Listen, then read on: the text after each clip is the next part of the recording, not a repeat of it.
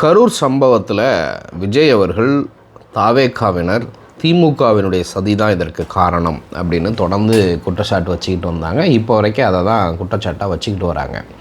ஸ்டாலின் அவர்கள் ஒரு கருத்தை கரூர் சம்பவத்தை அடுத்து ஒரு வீடியோ ஒன்று வெளியிட்டிருப்பார். அதில் தெளிவாக சொல்லியிருப்பார், எந்த ஒரு தலைவரும் அவருடைய தொண்டர்களோ ரசிகர்களோ இறந்து போகணும்னு நினைக்க மாட்டாங்க, இது விபத்து அப்படின்னு ஒரு ஸ்டேட்மெண்ட்டை கொடுத்துருப்பாங்க. ஆனால் அதையுமே ஏற்றுக்காமல் விஜய் அவர்கள் இப்போ வரைக்கும் திமுக தலைவர் ஸ்டாலின், அப்புறம் திமுக இதுதான் இவங்களுக்கு காரணம், செந்தில் பாலாஜி தான் காரணம் அப்படின்னு உருட்டிகிட்டு இருக்கிறாங்க.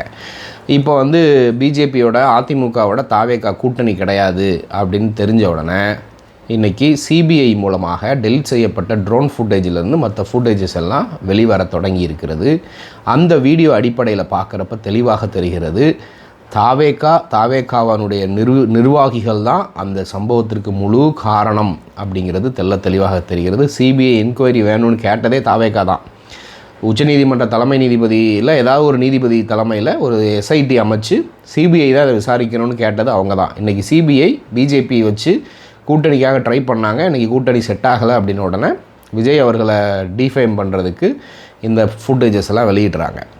இப்போ விஜய் அவர்கள் கூட்டணிக்கு ஒத்துக்கலை அப்படின்னு சொல்லிட்டு எங்கள் அண்ணன் பார்த்தியா பிஜேபியினுடைய அழுத்தத்துக்கு ஒத்துக்கலை அப்படின்னு கண்டிப்பாக தாவேகாவினர் அரசியல் பண்ணுவாங்க அப்படிங்கிறதுல மாற்று கருத்து இல்லை. இப்போ 41 உயிர் இறந்துருக்கு இல்லையா, அதற்கு தாவேகாவினுடைய மிஸ்மேனேஜ்மெண்ட் தானே காரணம். அதற்கு ஏன் அவர்கள் ஒரு தார்மீக பொறுப்பு எடுத்துக்கலை? சம்பவம் நடந்து 1 மாதத்துக்கு எவனையுமே ஆளை காணோம், எல்லாம் எஸ்கேப்பு. இப்போ வரைக்கும் அங்கே ஒரு உருப்படியான தார்மீக பொறுப்பேற்று அதற்கான ரெமெடி எதுவுமே தாவேகா பண்ணலை அப்படிங்கிறத பார்க்குறோம். ஆனால் பழியை தூக்கி மட்டும் திமுக மேலே போட்டிருக்கிறாங்க. இன்னும் பல வீடியோக்கள் வெளியே வரும்னு தெரிகிறது. தொடர்ந்து பார்க்கலாம். இதை குறித்து நீங்கள் என்ன நினைக்கிறீங்க அப்படிங்கிறத மறக்காமல் கமெண்ட்டில் சொல்லுங்கள்.